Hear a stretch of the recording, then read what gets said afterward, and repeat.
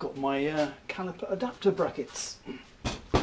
Moving on from proof of concept to prototype. So these are prototypes, and these floppy things are merely proof of concept.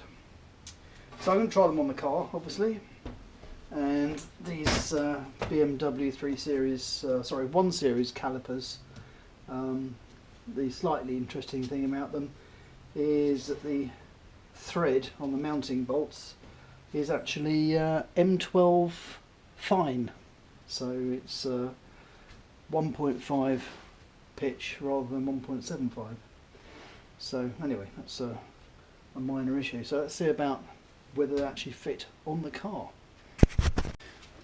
Right, yes, this prototype bracket took a bit longer to come than I expected, but anyway, here it is. And as a reminder, here is my proof of concept bracket, and it mounts onto the original caliper mounting points, and the new one, or the BMW one, goes up here. So let's transform that into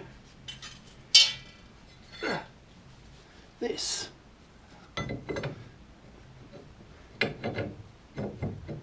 Yeah, that looks possible.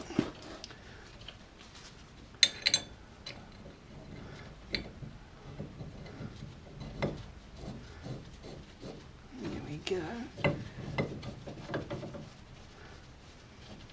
I think the likelihood is that some scalloping will be necessary on the back side of this plate, because it's sitting down there obviously, but it's not sitting down flat there, which has the effect of moving the whole thing this way.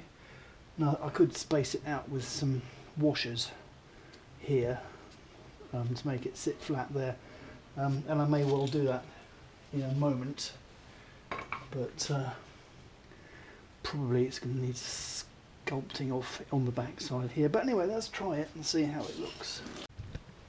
Right, so I've got this plate put on, albeit with one bolt missing, and albeit that it's possibly 3 or 4 millimeters too far this way because of the lack of sculpting on the back that is the case at the moment. But anyway, it's on. So let's put the hub on.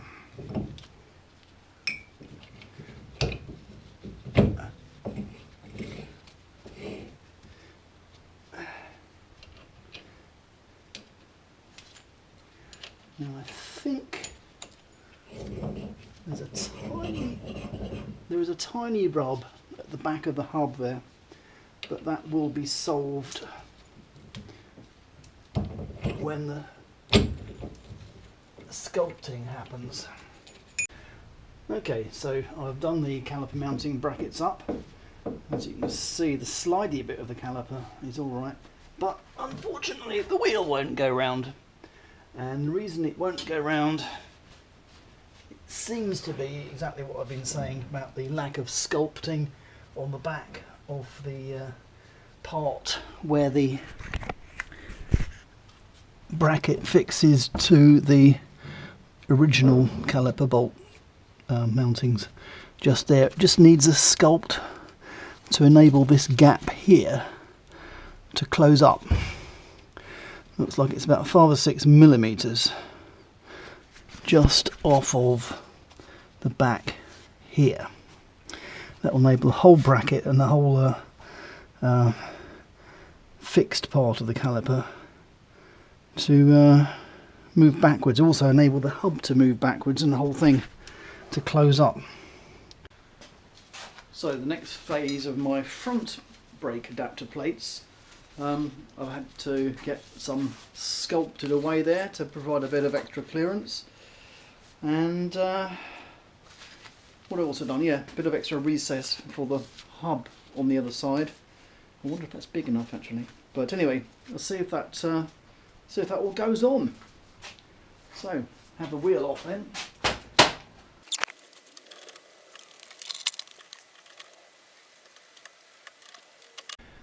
after a considerable amount of work using this remarkably effective, I don't know what you'd call that, grinder, I have transformed this, or one like this, to one like that. I've probably been at it for, I don't know, a couple of hours, which compares reasonably favourably with going back to the machine shop, considering that they would then have it for a week probably as well. And I really want to try this plate with a caliper and everything on it. So I'm going to put you down there and let's fit this thing. Now, funnily enough, I have actually tried this. There's a slight question of tolerancing, and it does appear that because I'm using the wrong side, if you like, of these original caliper lugs, there's a little question of flatness, but I'm not really concerned about that, because this is a substantial piece and it will be fixed on in at least 4 places. So I shall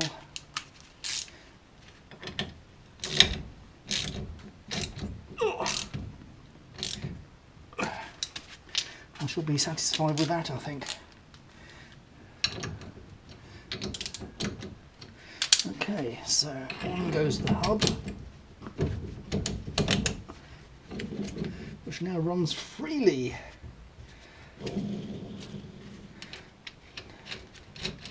With the nut up and leaving, well, the bearing isn't really greased, so there will be some tightness there. And I think that's about as tight as you're ever likely to see it.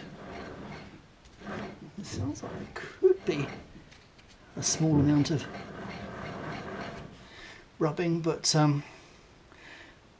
very, very small, so I might have to do a tiny bit more. Anyway, right, so that was the hub put back on, and I shall now try it with the disc. So here comes the disc.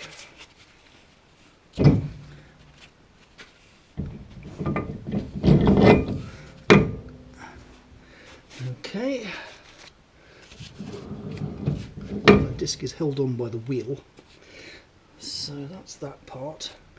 And now for the caliper bracket, which is a little bit of a fiddle to do up, so I shall put you on hold while that gets done. Actually, that's not quite fair, so I will show you how it fits. I don't know how this is going to look on the screen. Anyway, it goes like that, and it bolts in from behind.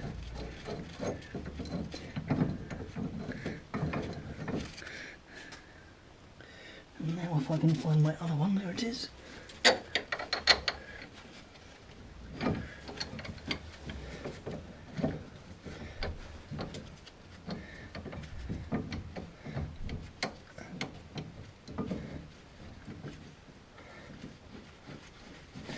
Okay, and 2 bolts.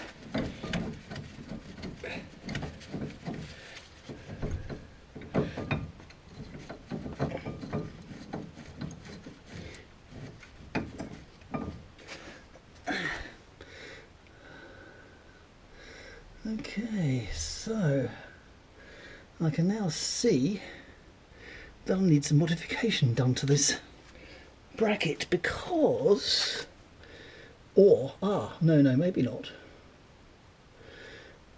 Maybe it needs a spacer, because it looks to me as if the caliper may be slightly too far that way. But that could be solved with a washer in here. But let's tighten it up and see what it looks like.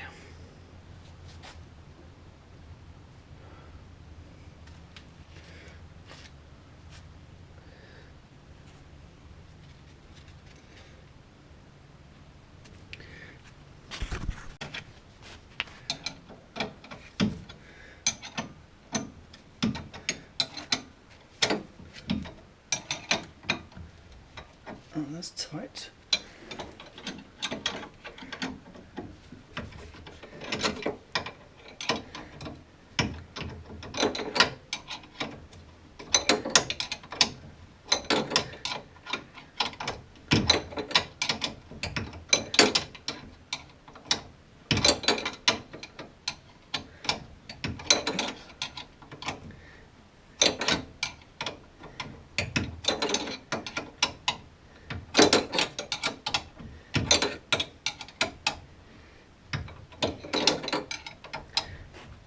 That's tight, but the wheel's not going to be going around, no.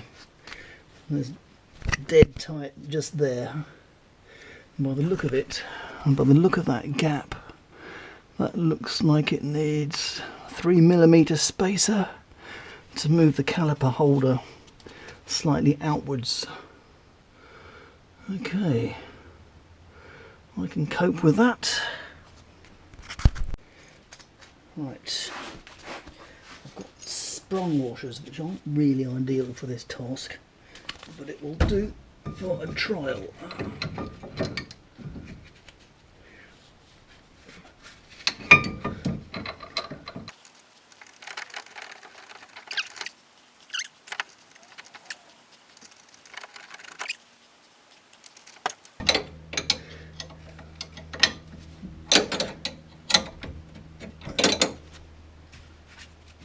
Okay, so it's still not going around, so something is touching, and I can see that it is in fact just in here,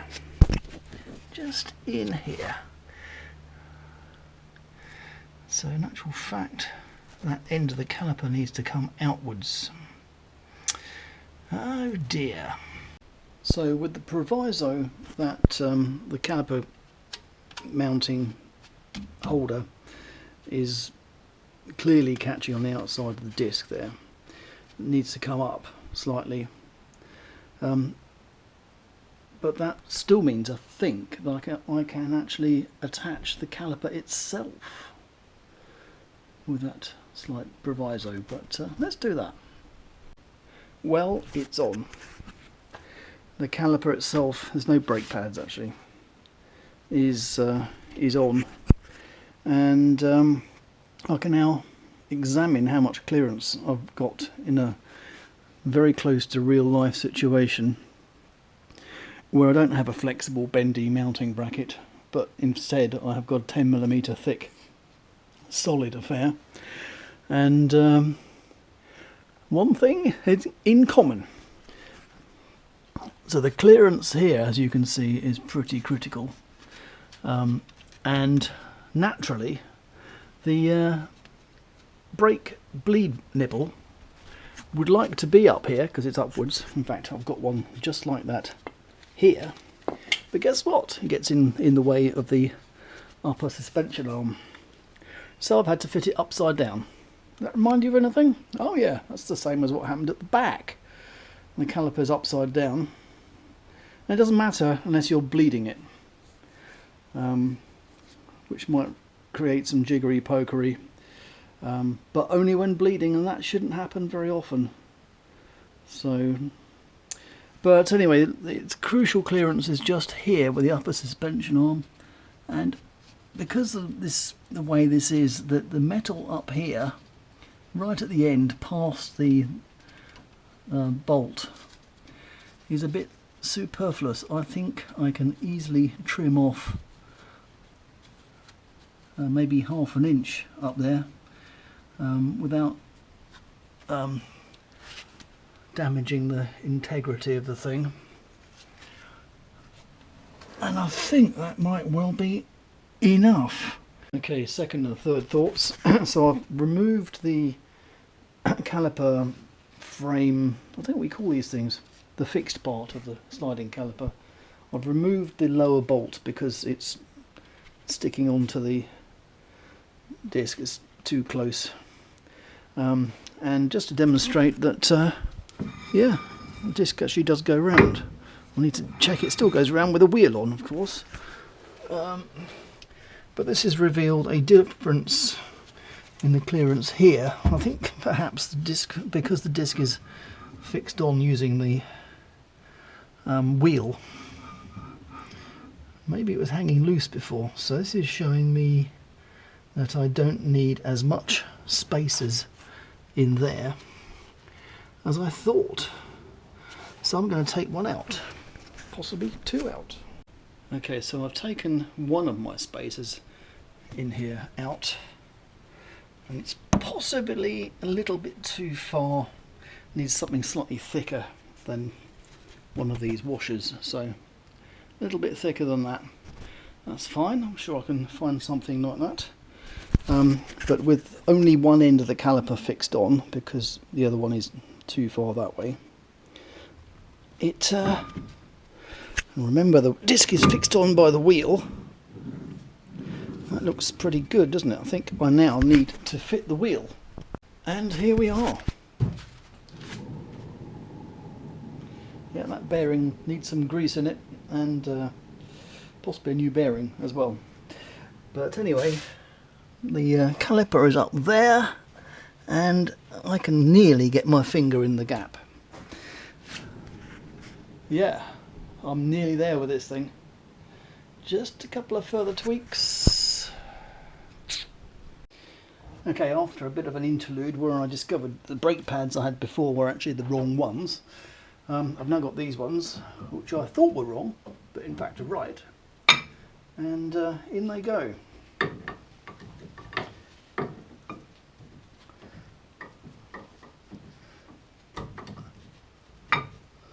Right, looks a lot easier. Right, I can see straight away without actually putting the outer caliper on that that looks pretty tickly-boo actually. Do it a bit so it feels the same at both sides. Measurement by finger. Yeah, what I'm talking about.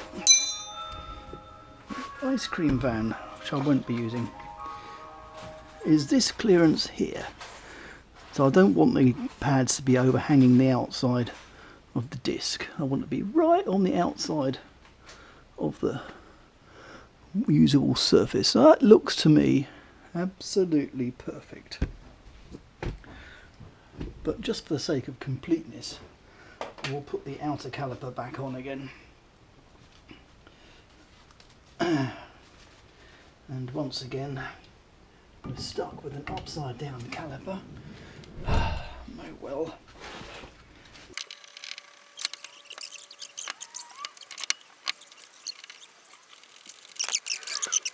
Ready? Okay, so that's the caliper fitted. And getting the the space there just the same according to my finger. Okay, so let's have a look in there. And it's right on the outside of the disc, which I think is absolutely perfect. I'm now going to make a built-in template for this spacer from the front, which I'm doing like that. And I've drawn those out already onto this steel, so I'm going to cut that out right away. Got my PPE on.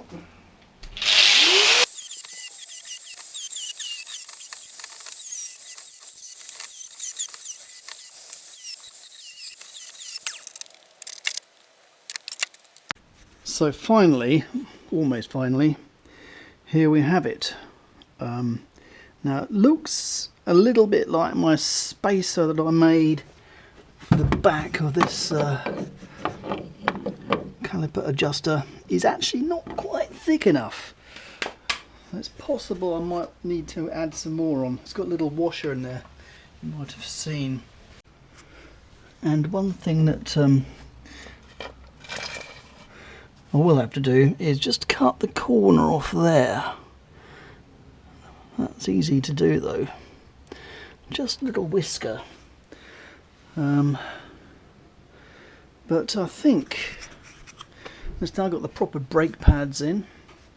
It occupies the disc in quite a pleasing way, and it fits inside the wheel. So that clears the brake. So that's not a brake. Track rod end. That's important. I don't think it's possible to move it that way enough to avoid this problem, so I might as well have clearance. This is by far more tricky than it was at the back, but yeah, I was sort of, well, if I could just whisk that piece off and maybe put an extra thickness of spacer in there. Right, I'm just going to trim off this piece here. It's interesting to note that this top arm doesn't require any strength on the springing side, because that's on the bottom arm. So this is purely a kind of in and out load, yeah, it's probably well, I'm sure, like another car I've got, that the strength of this section here doesn't require it to come all the way out with this webbing piece here. So I'm just going to slice a little piece off, and that will provide a load more clearance for the brake caliper. Right, here we are. So yeah, sliced a little piece off there, and you might have noticed I've also shortened this upper swivel bolt thing here, which was sticking way through there. And yeah, let's see how it all goes back together. I've paid a little bit more attention to exactly, because unfortunately with the wheels off, the disc has got that tendency. I might need to do something about that. There's a spacer inside the disc, actually. See, that's where you can't see it. So there's an Allen-headed screw just here, which holds the disc onto the spacer. But probably there ought to be something going right through into the hub. But not necessarily really, because the wheel holds it on. But it unfortunately does mean at the moment that it tends to do that whilst the wheel is off. But anyway, if I hold it into position, I'm looking at the spacing between the caliper holder and the disc.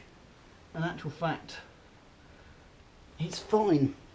Right, so I've cut this bevel off here, and that should have no impact at all on the strength of this upper arm. So and that will clear the caliper, as I will demonstrate.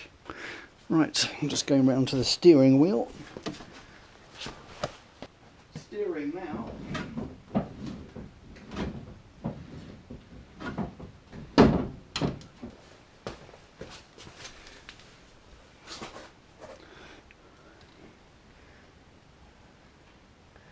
Yep, several millimetres of clearance there, and in fact I've turned this bolt round as well, just to give it more clearance in there. I could possibly get a little bit more off, but I think that's enough. Obviously the suspension's in full droop at the moment.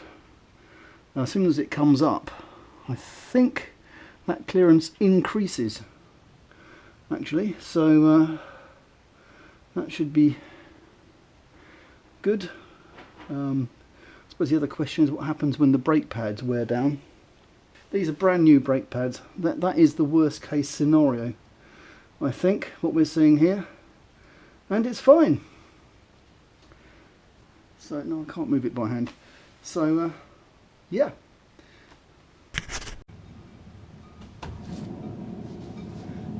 Still not sure about that wheel bearing. Still, I've got a spare one of those. And there we are.